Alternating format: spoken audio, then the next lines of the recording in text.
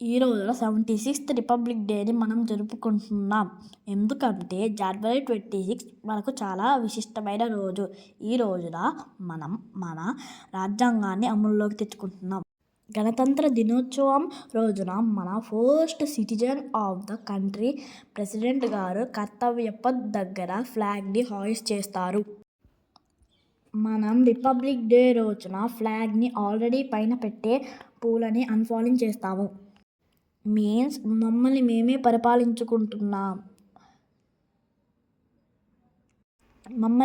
పరిపాలించుకుంటున్నాం.